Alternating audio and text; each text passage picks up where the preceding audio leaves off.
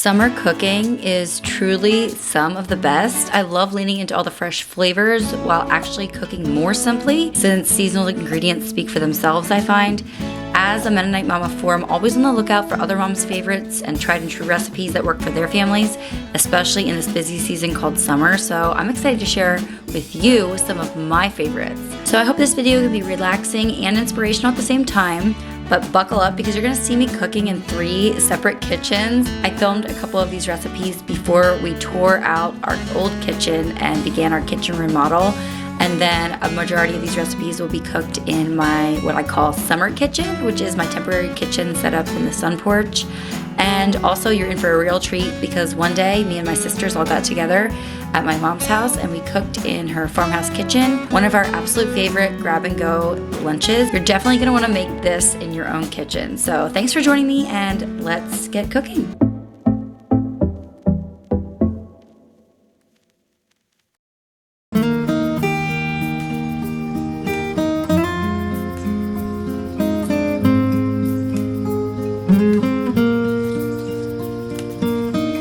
This summer has not been the summer of canning and preserving by any means, especially with having a very challenging kitchen situation.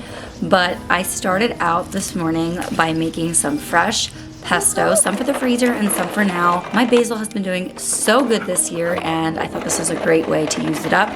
I have a whole video from last year that I'll link below showing how I preserve pesto for the freezer so you can use it all winter long. We love it on paninis, with pasta. Really, it has so many versatile uses and tastes fresh even in the middle of winter.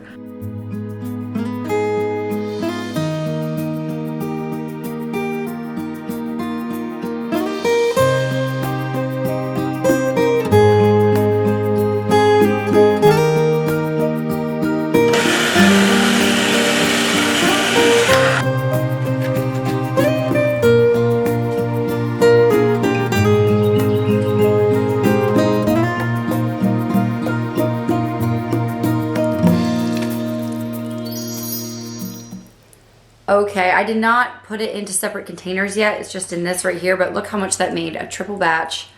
Let's try it out. It smells amazing. I always add more salt as I go because I feel like that just makes all the flavors pop. This is a little garden tomato I grew myself. Always is so fresh. We use this all winter in our paninis. It's just a quick, fast supper to get out the panini press, make a sandwich, put on some pesto, tastes like a restaurant. I'm gonna make a fancy grilled cheese with pesto on it right now using my Caraway cookware. I'm partnering with Caraway in today's video. I promised you I'd come back and let you know the pros and the cons of Caraway because I had just been new to them when I talked about them the first time. Can I just say, there's not a lot of cons. I think the one con for me would be that you're not supposed to use it on high heat. So it takes a little longer for your pasta water to boil or something like that. But other than that, I mean, I was racking my brain trying to tell you guys if there was anything that helpful. And honestly, we love it. Even my husband, he cooks sometimes and he loves it as well. I will say I have their iconic black and gold set and it looks brand new yet. I don't know about the other colors, but I'm gonna test out their white ones here. They're so beautiful, look at them. Oh my goodness. Their sets come with the lids, the pots, and the storage. I just store them inside a cupboard door and they're always right there for me to grab. They look beautiful even if you want to store them on your counter. And yes, like their prettiness might catch your eye first, but the most important thing is that they are non-toxic cookware, but they're also non-stick. The Teflon flu is a real thing and happened to the founder of Caraway, and so it's scary stuff. Look into your cookware seriously. Caraway has something for everyone. They even have stainless options, which I have not yet tried out, but I'm excited to. 97% of Americans have PFAs, which is a toxic chemical often found in traditional non-stick cookware like Teflon, in their blood, and that's something to take seriously. And when I think about how often I'm cooking for my family and using my pots and pans, it is so important to me that my cookware is safe. Caraway's nonstick surface is actually made with ceramic, so it's all natural and totally free of toxin. For me, I felt like this was one of the easiest swaps and also a very impactful one. You know, you can't it's this journey to become more healthy in your home and less toxic. That just felt really good, really easy, and honestly, it's upped the game, not lowered it. So maybe if you're focusing a lot on like buying organic and where your food is coming from, that's great. Keep doing that, but also look at the cookware that you are using to cook those items. Caraway has a ceramic coating that's naturally slick. That means you don't need a lot of butter or oil, and so that helps you to cook a little with a little less fat if you want to. I still like to use butter just for that flavor. But look, like eggs will float off your pan. My daughter made scrambled eggs for the family this morning. She's only 7, but it went like a breeze. And you barely even need to wash the kettle after making eggs. You just wipe it out. It's that non-stick. So for me, I would say the saute pan is the one I use the most and the heaviest, and I love it. You definitely want that one. But I would just recommend getting the whole set, and you can get a 20% discount when you order the entire bundle, lids, storage, all of that. It's a great cohesive system, and you can use my code meganfox for 10% off site-wide on everything. Again, that code is meganfox for 10% off site-wide, and I would encourage you to check out their bundle deal so you can get 20% off of the entire set. Look at the crisp on there. Oh my goodness. Delish. And look, they just literally slide around. No sticking of any kind, even with the cheese. It really is magical. Oh, look at that browning. So there you can see the pesto, the spinach, tomato, cheddar. I have bacon in here. I wish I had some turkey yet. That would make it even more perfect. And pickles. That's what we really need, some pickles yet. But I'm considering this a back to school menu idea just because whenever we're transitioning to a new schedule and stuff, suppers are often quick and easy, and this is like a complete meal. We'll do paninis for supper. It doesn't just feel like sandwiches for supper. And I don't always put sandwiches in the kids' lunches, so I feel like I can do this for supper. I've seen articles about what makes the best browning on a sandwich, if you should use mayo or butter or oil or whatever. Hands down, butter tastes so good. That pesto is very good. It makes it taste fancy, and here's a tomato slice. There you go. If you have a plethora of basil, make some pesto, and you won't regret it.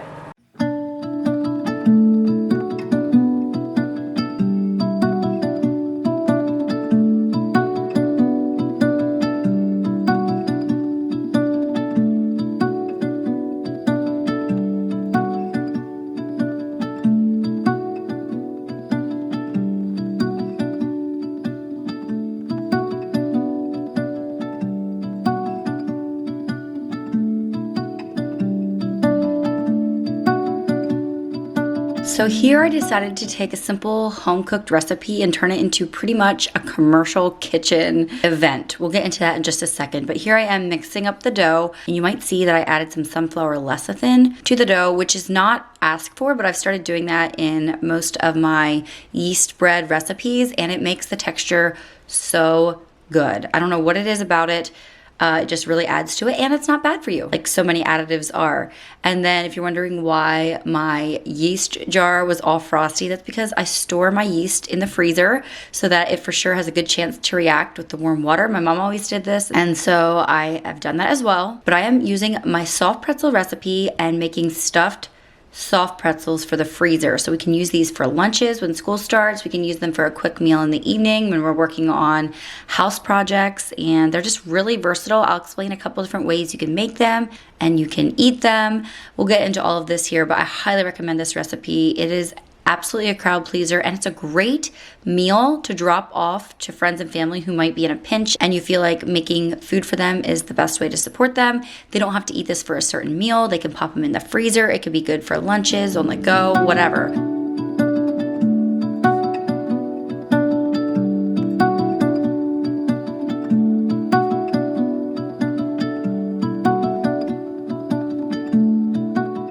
I text all my sisters and my mom and said, hey, I'm making a bunch of stuffed salt pretzels for lunches. Does anybody want to join me? Let's make this like a big thing. We can all bring different fillings and just turn it into a whole family affair. And there was some sickness going around, but most of us could come, and we went to my mom's kitchen, which I was so grateful for, and we made soft pretzels. So this meal is definitely not very complicated. You could easily whip it up in an evening for a supper just for your family, but it really does make it just more worthwhile if everybody is helping, and you can kind of pool your resources and your labor. So we each made a double batch of dough, and I think my mom actually made 3. So this was 7 batches of dough, and we filled them with 2 options. You can do cheesesteak ones, meat lovers, veggie. I mean, there's so many options, but we did ham and cheese and chicken bacon ranch. The key to making your dough look nice and smooth is to use sliced cheese and put that on the bottom after you roll out your dough. That's gonna keep it nice and smooth, and all the little lumpy ground bits from the meat and things will just kind of get smoothed out as you wrap it up. Ham and cheese ones are super easy because you're just using flat deli slices, so that's nice. But you'll see here that our chicken bacon ranch ones were a little more lumpy, just it's the nature of the game. Now, what we did was completely bake them. We baked them completely, wrapped them in parchment paper, and stuck them in the freezer so that I can pull them out, pop them in my kids' lunches, and they can microwave them when the time comes. Another way I like to do this is to flash bake them, where you put them in the oven, you bake them just until the yeast is killed and it's bread instead of dough, you know? It's slightly a little bit brown, but not the whole way. And then you can freeze them like that or store them in your fridge, whatever you want to do. And when it's time to eat them, you can have them wrapped in tin foil or set a whole bunch on a pan and cover the pan with tin foil. Pop them in the oven and finish baking them in there. And that makes them really good as well. You know, just finishing them off in the oven. I will, of course, put the recipe as well as all the other ones down below in the description box. And it explains it all in writing. Don't feel like you have to remember all of this, but it was a very productive day. We had a lot to take home with us. And yeah, it was kind of fun to share the work and do it together.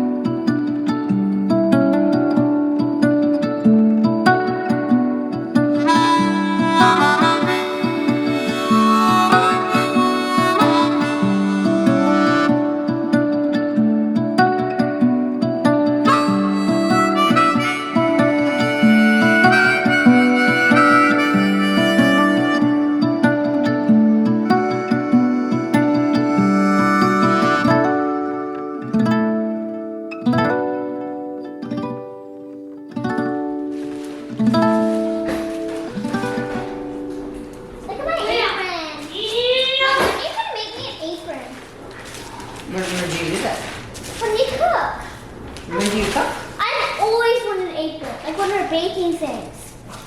Do you want to sew one?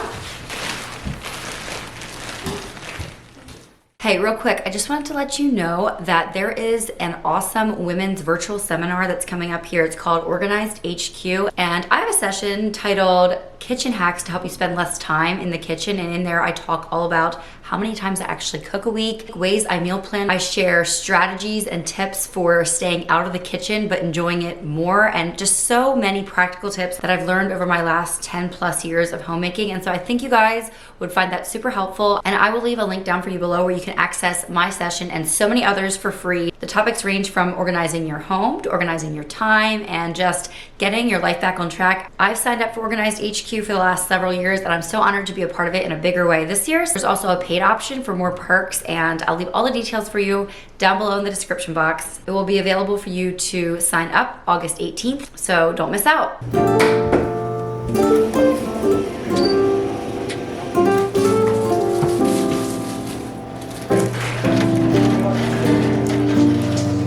I'm always on the lookout for a nice salty snack after the pool. Anything salty is great to add to a lunchbox. And you know we love our seasoned ranch pretzels around here, but I wanted to try something new, and these are called, aptly named, firecrackers.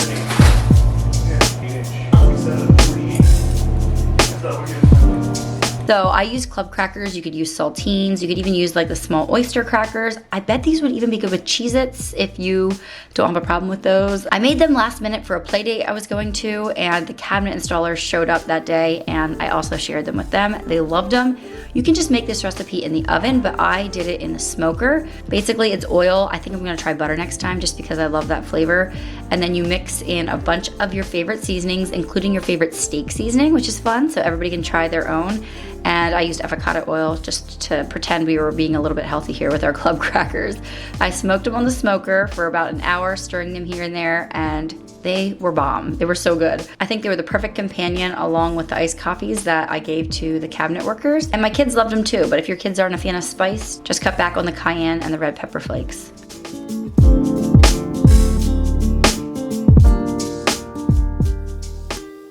So this is the end of week 4. A lot of exciting changes, even behind me. I'm not showing you. We have our coffee bar in, some of the cabinetry. I'm gonna be pretty vague. I'm not gonna show you too much because we're gonna see it later. But you can see here the top of the island. Josh just slapped a board down and we're using that for a surface because there's no surface. It's very annoying. Our countertops are coming later this week, so we have to wait like 5 or 6 days for them to template them and get them all together. My dishwasher I do not have, and it takes so long to wash all the dishes, but we're doing it. And then our old appliances are still in, but we're getting new ones this week as well. So a lot is gonna happen. I guess I'll show you over here yet. There you go. It's coming together, guys. There's some changes happening.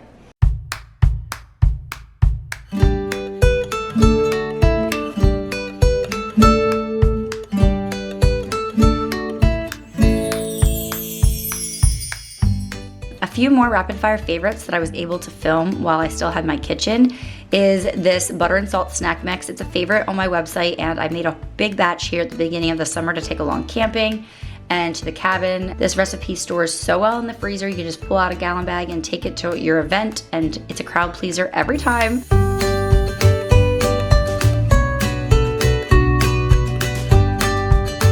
We recently went camping and I had wished I had time to make a batch, and then we arrived and my friend's like, look what I made. And she had made this butter and salt snack mix, so we did not have to go without it.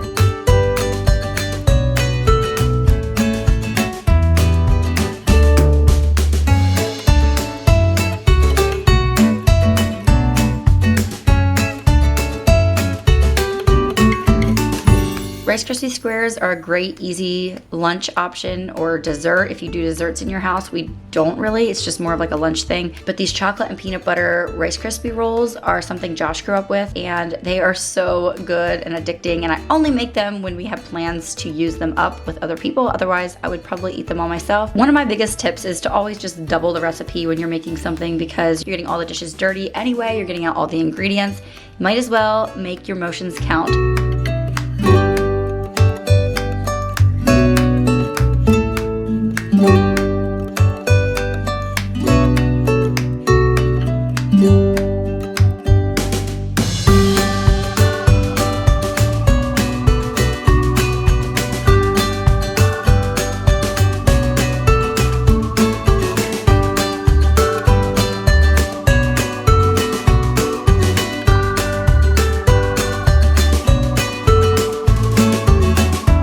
I did do a double batch here, and I wrapped them individually in a new discovery for me, which is press and seal. I tried this one time from a Sam's Club haul, and I've kind of been hooked for better or for worse, but it does work really well, especially for snacks like this that you plan to put in the freezer. And I also pop them into a gallon bag just as an extra precaution.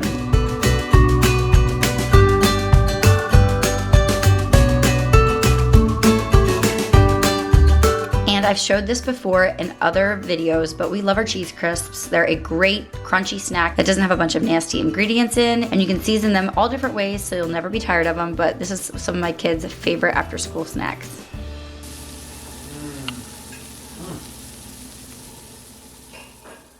Okay, it's ready to go school shopping.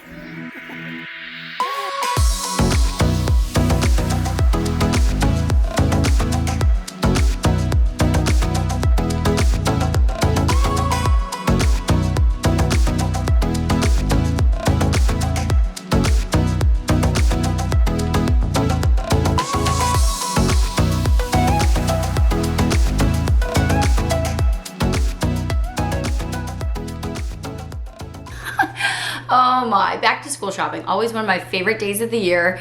And I think we're set up for the year for the most part. I shared a lot of recipes in this video, and I hope that you found those helpful. But I also thought it'd be good to address at the end of the video how I make lunches happen. If you are buying every single lunch for your kids, I highly encourage you to try packing lunches. Our school offers hot lunch, I think it's about 3 days a week, and I let the kids pick one a week just because I like to know what they're getting and what they're eating, and it is ultimately cheaper to pack your own lunches. If I'm gonna buy all the equipment, I want to use it. So the way I make it happen is, number one, you need a planner, and I have the best planner around if I do say so myself. I designed it myself. I sell them on my website. If you are new here, I have 2 different cover designs, and they are not like your normal planner. They're almost like a bound to-do list. really pretty covers sitting there on your counter, and they flip back, which is super helpful, so you can always be on the page you want to be on. Here's the note-taking pages, and then there is block schedules. But the best part is there's no dates. So you can totally fall off the wagon, or you can, my favorite part with these planners is that you can start right here now at the beginning of the school year. You literally can pick it up at any point. They're undated, they're so easy, they're not expensive at all, and they're just like this is how I keep my act together. I know which days they have hot lunch, all of those things, and this is just my brain. I have tried doing things on my phone and it just gets too cluttered. At some point I just need to write it down, and just even the act of writing some things down helps me to remember things. So highly recommend getting yourself a planner, and maybe my any day, every day block it off planner will be just the thing for you. And then I have tried several different lunch boxes, and I come back to, these are not cute. My kids love them, they think they're cute. I don't necessarily, but these are the best lunch boxes. My son had this first, and my daughter had a different one that I didn't love as much. And then I told her, look, you can pick any lunch box in this whole tab here on Amazon, but it has to be this kind of lunch box. And she chose the pretty kitty one. I'll link these below for you guys. They're just really no fuss, simple, and ultimately the most easy to clean, which is why I keep settling on them. So there's a pocket in the front, so you can slip anything in there you need to, like a note or whatever. That pocket doesn't get used as much.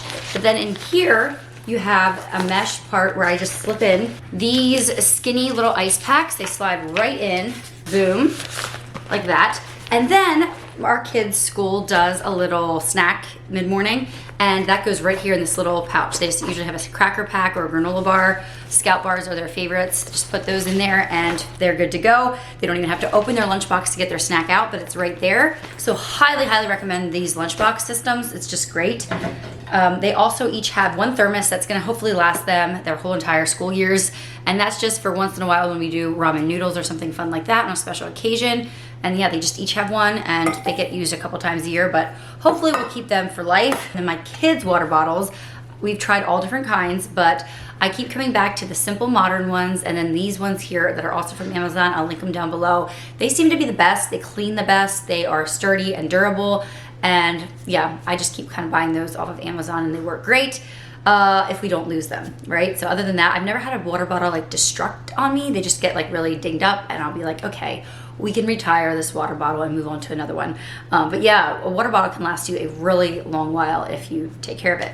So let me know what other questions you have about back to school or lunches in particular. Also, maybe schedules. Would you like to see a day in the life routine of a school mom? I know some of you are homeschool moms, which is awesome. Some of you are public school moms, which is awesome. And I just find it interesting to find out how other people are living their lives.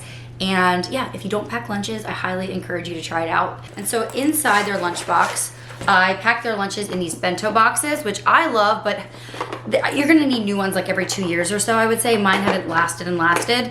I don't know if that's normal. It's basically the clasps that will break, but I like to get 4. I have 4 of these because, let me tell you why. We have hot lunch 1 day a week. And then I have 2 kids in school 5 days a week. So that's 10 lunches in all, minus 2 when there's a hot lunch. So that's 8 lunches a week. So I pack 4 lunches at a time. So I get out all 4 boxes at once, one evening, and I will line it all up, put in the little sandwiches or the Hot Pockets or, you know, beef jerky and cheese, whatever the meal is, have little bags of grapes, all the things. 4 lunches at a time. So I only have to pack lunches twice a week, and I never have to pack them in the morning, which is the most important part. We have our morning routine down to almost basically 15 minutes. If you want to know more about that, let me know down below, and maybe I can put that in a future video, how my kids get up and out the door in 15 to 20 minutes. Yeah, I just love to let them sleep as long as possible, and they have a bus ride so they can kind of wake up on the bus. So yeah, it works for us. I find that packing lunches twice a week and not in the morning is just the way that I keep my sanity. And if I'm prepping food, I'll prep for the whole week if I can, ideally. All 8 lunches at once, and they're in the fridge. I just don't have them in their little boxes yet. So yeah, try it out. I know some people despise packing lunches. I despise packing lunches, but when I found this routine, it just is simple and works great. And even the kids can help with it. So we'll have just like a little 10-20 minute lunch packing session twice a week. And that's all it is, really. If you're gonna invest in all the equipment though, you gotta set yourself up to commit to it for at least a year to pay it off, I would say. Even my lunchbox here, I think is so cute. I got this with a gift card one time. It's not cheap, but they're really cute and actually very practical. They come in with 2 of these little boxes inside that you can store things, and I just thought, I have to link it below. I think this would make a great gift. It's something you wouldn't really spend money on yourself. I mean, maybe you would, but they're not cheap, so I think it's just a great gift. You can even stack it with goodies and stuff and send it off with your, you know, college kid, or I don't know, they're just very versatile, and I use mine pretty often actually, now that I used to think it was too cute to use. So once I got over that hump, I've been using it all the time. So yeah, I hope this video was helpful. Thank you, Caraway, for bringing this to us. Definitely get the Caraway saute pan, but if you can, picking up the entire set is a great deal, and I'll have all the information for that down below in the description box. Thank you guys so much for being here, and I'll see you next week for a scheme and dream kitchen video. See you then. Bye, everyone.